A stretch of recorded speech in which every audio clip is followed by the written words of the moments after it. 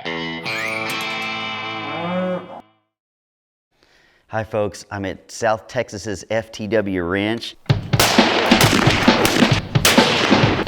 Close, Jeff. Nice shooting. Don't tell me Jeff won. Anyway, I'm here with Savage and Zeiss. They've sponsored this because Savage has come out with a new gun. The bolt's removed so you can't see exactly what gun this is. That announcement is coming in a few weeks. But every time I come down here, I pick up something. And today I want to talk about when you pick up a scope and a rifle for the first time, what you should do with this scope. This is a Zeiss Conquest excellent scope, but I think there's a lot of confusion what you should do, especially involving a scope's focus and parallax. And if you don't have those two things adjusted at long range past about 600 yards, you're gonna miss. It makes a huge difference with focus and parallax. So let me explain real quick. Its focus ring is on the ocular lens. They come screwed down from the factory. You should take that scope, and this is just the focus. The very first thing, you should cover the scope so you're not looking at a target or downrange, so you can just see the crosshair. Then you look through the scope.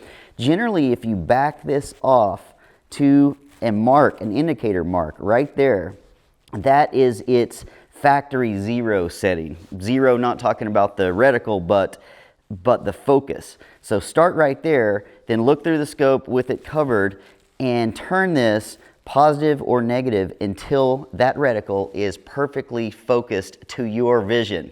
Then you never should move that again unless, of course, you get older and your eyes change. So set the focus. Very important that you do that first, or then the parallax will look out of focus to you. So secondly, after that's in focus, you need to adjust the parallax setting when you're on a target. Now, parallax inside of 300 yards doesn't matter, but after about 300 yards, you need to adjust that parallax for the range that you're gonna be shooting. And what that does is, let me show you visually what happens.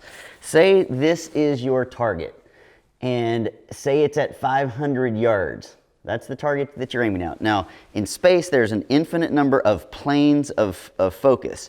Your target and your reticle, the plane that this scope is focused on, must be on the same plane as your target in space. Like if this is 500 yards, you need to be focused at 500 yards so that reticle is flat against this target, if that makes sense. Think of it like this. If your parallax is totally in focus, it would look like that, and no matter how you move your head, you're never going to have the crosshair move off of that target.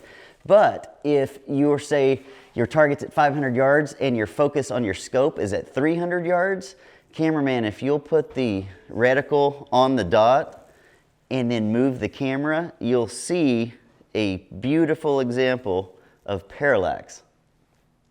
So you must have the two totally flat on the same plane to eliminate parallax, and that will absolutely make you more accurate, and it's essential. Again, not my tip, but FTW Ranch's Doug Pritchard's.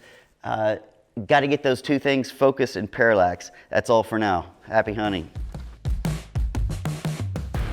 I'm Jeff Johnston. That's no BS.